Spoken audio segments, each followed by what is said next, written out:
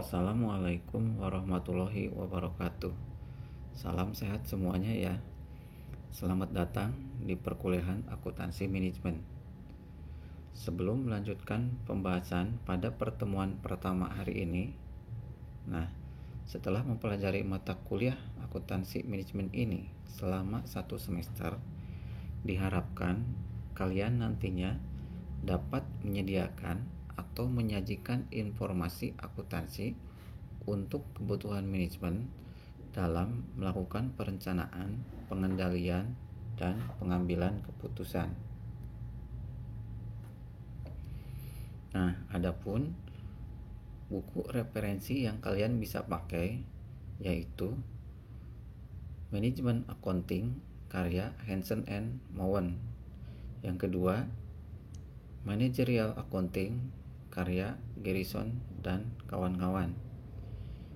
Yang ketiga, Cost Management Strategies for Business Decision karya Hilton dan kawan-kawan. Dan yang keempat, buku Penganggaran Korporasi Suatu Pendekatan Integratif karya Edi Herman.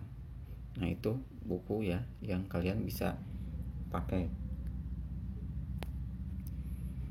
Selanjutnya, buku rujukan untuk pertemuan pertama kali ini bersumber dari buku Manajemen Accounting karya Hansen and Mowen dan buku Managerial Accounting karya Garrison dan kawan-kawan. Baik, untuk pertemuan pertama kali ini akan membahas materi yaitu akuntansi manajemen dan lingkungan bisnis. Akuntansi manajemen memberikan informasi kepada manajer baik level atas maupun level bawah sehingga mereka dapat secara efektif dan efisien dalam mengelola atau menjalankan suatu organisasi. Dalam pertemuan pertama ini kita akan melihat apa yang dilakukan oleh manajer, informasi apa yang mereka butuhkan, lingkungan bisnis umum tempat manajer berfungsi, dan pentingnya etika bisnis. Tapi sebelumnya ada 5 sub pokok bahasan yang akan kita bahas pada pertemuan pertama ini, yaitu pertama, fungsi manajemen dan kebutuhan akan informasi akuntansi manajemen. Yang kedua, fungsi dan peran akuntansi manajemen dalam organisasi. Yang ketiga, perbedaan akuntansi manajemen dan akuntansi keuangan. Yang keempat, perubahan lingkungan bisnis. Dan yang kelima, etika dan sertifikasi akuntan manajemen. Itulah sub pokok bahasan yang akan kita bahas pada pertemuan pertama ini. Baik, kita mulai dengan membahas fungsi manajemen dan kebutuhan akan informasi akuntansi manajemen. Sebuah perusahaan akan berjalan dengan efektif dan efisien apabila dikelola dengan cara yang tepat. Seperti yang telah kalian dapatkan dalam mata kuliah pengantar manajemen, fungsi atau pekerjaan seorang manajer dilakukan melalui aktivitas-aktivitas diantaranya sebagai berikut, yaitu planning atau perencanaan. Yang kedua, directing dan motivating atau mengarahkan dan memotivasi. Yang ketiga, controlling atau pengendalian. Selanjutnya, perencanaan. Perencanaan terkait dengan apa dan bagaimana untuk mencapai tujuan yang telah ditetapkan. Langkah pertama dalam perencanaan adalah melakukan identifikasi dari berbagai alternatif. Selanjutnya, alternatif yang terbaik yang dapat memajukan tujuan organisasi yang dipilih. Nah, kemudian setelah dipilih rencana terbaik, pastinya dibutuhkan dana agar bisa dilaksanakan atau dieksekusi rencana tersebut. Nah, maka tahap selanjutnya menyusun anggaran. Biasanya anggaran disiapkan setiap tahun di bawah arahan pengawas yang merupakan manajer pada departemen akuntansi. Selanjutnya, directing and motivating atau pengarahan dan memotivasi. Pada proses ini, sebagian besar aktivitas manajer dari hari ke hari yaitu mengarahkan dan memotivasi karyawan, di mana agar organisasi dapat tetap berjalan dengan lancar. Manajer membuat tugas kerja, menyelesaikan konflik, memecahkan permasalahan, dan membuat keputusan-keputusan yang bisa mempengaruhi karyawan dan pelanggannya, serta melakukan komunikasi yang efektif. Nah, selanjutnya terkait dengan controlling atau melakukan pengendalian. Pengendalian berfungsi untuk meyakinkan bahwa rencana telah ditindaklanjuti untuk memastikan tercapainya tujuan organisasi.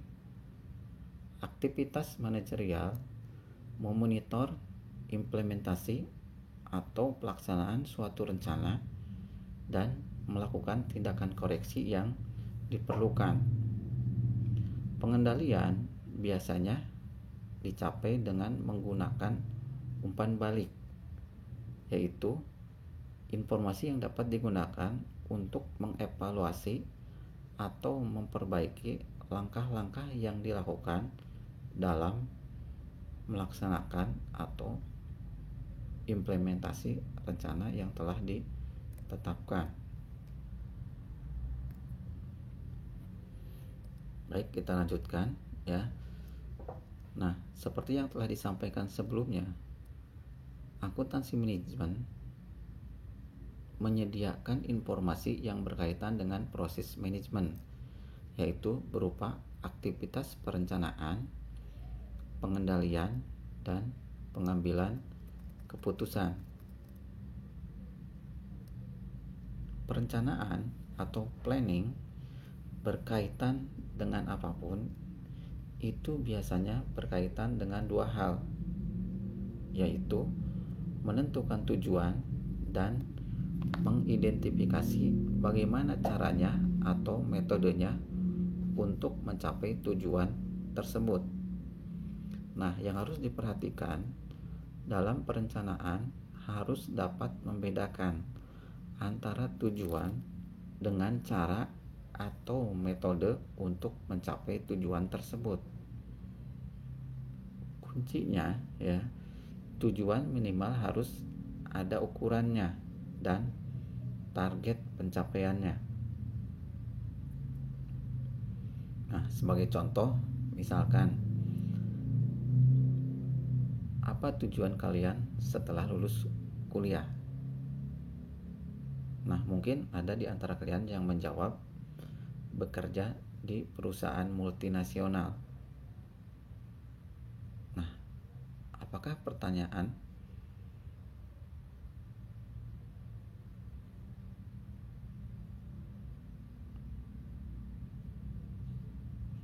pertanyaannya, apakah jawaban itu benar? Yang pasti, bekerja di perusahaan multinasional bukan merupakan suatu tujuan. Malah, itu bisa dikategorikan sebagai cara atau metode untuk mencapai tujuan. Kenapa demikian? Ya, karena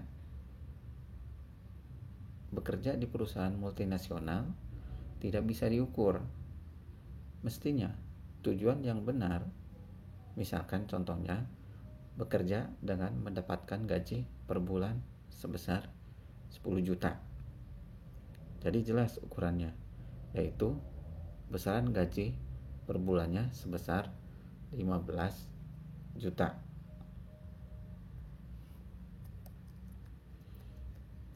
Yang selanjutnya, controlling atau pengendalian.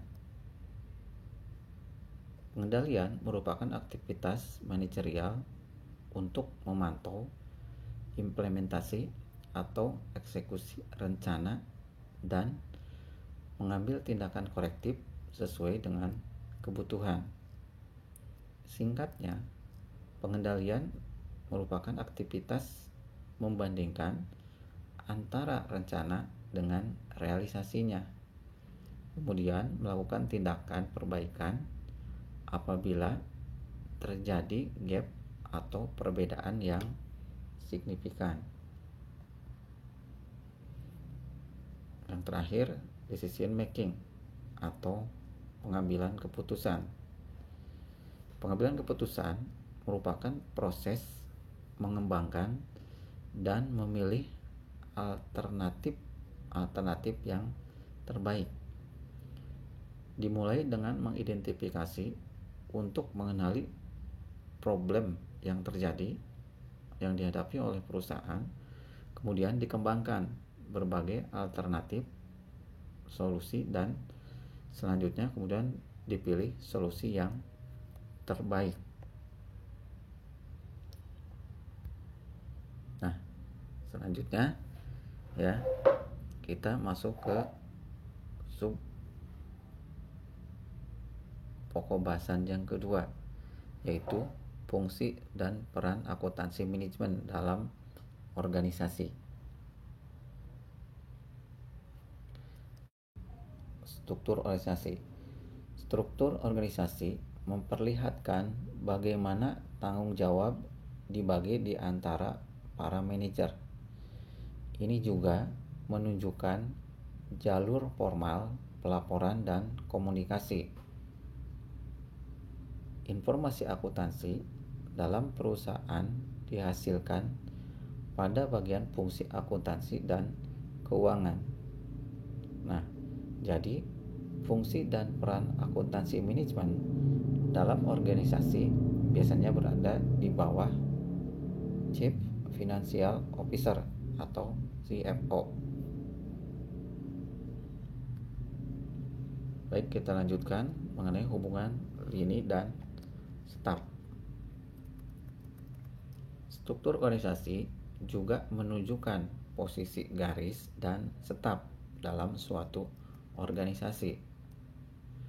Seseorang dalam posisi lini atau garis terlibat langsung dalam mencapai tujuan dasar organisasi.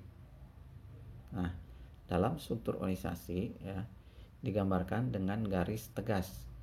Nah, di sini contohnya pengawas produksi di pabrik manufaktur.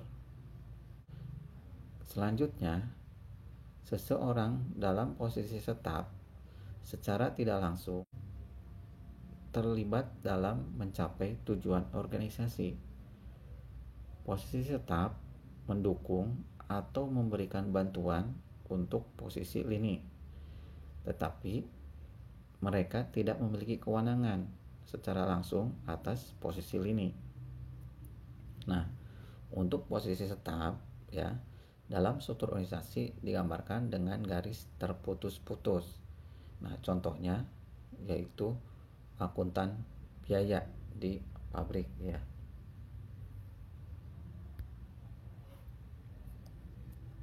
Nah, selanjutnya Chief Financial Officer atau CFO. Chief Financial Officer merupakan bagian manajemen puncak yang bertanggung jawab untuk menyediakan data yang tepat waktu dan relevan untuk mendukung perencanaan manajemen dan aktivitas pengendalian. CFO juga bertanggung jawab untuk menyediakan laporan keuangan bagi pihak eksternal. Selanjutnya ya, terkait dengan siklus perencanaan dan pengendalian. Nah, kalau kita lihat siklus proses manajemen ini tentu saja dimulai dari aspek planning atau perencanaan, baik perencanaan jangka pendek maupun perencanaan jangka panjang. Kemudian lanjut ke implementasi rencana. Nah, selanjutnya hasilnya bagaimana? Nah, kemudian masuk ke aspek pengendalian atau controlling, yaitu mengukur realisasi dengan membandingkan dengan rencananya. Nah, kemudian kalau ada yang kurang, maka melakukan langkah-langkah tindakan perbaikan dan kemudian merencanakannya kembali dengan baik. Nah, di sini dapat dilihat ya, yang di tengah, bahwa pengambilan keputusan akan selalu ada ya, atau terjadi dalam semua aktivitas manajemen, mulai dari perencanaan, implementasi, controlling, pengukuran maupun perbaikan, seperti itu. Nah, selanjutnya ya, tujuan sistem akuntansi manajerial. Sebelum akuntansi manajemen muncul, yang ada yaitu akuntansi keuangan dengan outputnya berupa laporan keuangan. Nah, di mana hal tersebut tidak dapat mengakomodir dengan baik kebutuhan informasi yang dibutuhkan oleh pihak internal. Hal ini disebabkan karena adanya keterbatasan informasi yang dihasilkan. Berdasarkan hal tersebut, muncullah akuntansi manajemen yang fokus utamanya yaitu menyajikan informasi bagi kepentingan para manajer, dari mulai manajer puncak sampai manajer tingkat bawah. Nah, di sini ada 3 tujuan sistem akuntansi manajemen, yaitu pertama, menyediakan informasi terkait biaya ya, seperti biaya layanan, biaya produksi, dan objek lain yang menarik bagi pihak manajemen. Yang kedua, menyediakan informasi untuk aktivitas perencanaan, pengendalian, evaluasi, dan perbaikan yang berkelanjutan. Kemudian yang selanjutnya, menyediakan informasi untuk pengambilan keputusan. Nah, itu terkait dengan tujuan dari sistem akuntansi manajemen. Nah, berdasarkan tujuan tersebut, maka peran atau fungsi dari akuntansi manajemen yaitu pertama, sebagai pencatat skor, yang kedua, penarik perhatian manajemen, dan yang ketiga, sebagai penyedia informasi untuk pemecahan masalah. Selanjutnya ya, sistem informasi akuntansi manajemen. Bicara sistem ya, suatu sistem pada intinya ada input, ada proses, ada output. Nah, apa yang membedakan antara sistem akuntansi manajemen dengan sistem akuntansi keuangan? Keduanya merupakan siklus akuntansi dan inputnya berupa peristiwa ekonomi ya, seperti transaksi-transaksi yang terjadi di dalam perusahaan ya, baik terkait dengan proses produksi ya, kegiatan pemasaran, atau yang berkaitan dengan sumber daya. Nah, begitu juga prosesnya, tidak jauh berbeda ya, seperti mengumpulkan, collecting ya, mengukur, measuring, menganalisa, dan melaporkan. Nah, di sini yang membedakan antara sistem akuntansi keuangan dengan sistem akuntansi manajemen yaitu terkait dengan outputnya dan user atau penggunanya. Untuk akuntansi keuangan, outputnya yaitu berupa laporan keuangan. Sedangkan untuk akuntansi manajemen, outputnya ya bisa bermacam-macam dan berbeda-beda tergantung kebutuhan pihak manajemen. Contohnya di sini seperti special report atau laporan khusus ya, laporan biaya produksi, biaya pelanggan, dan yang lainnya. Tentunya pasti banyak ya, sesuai kebutuhan manajemen.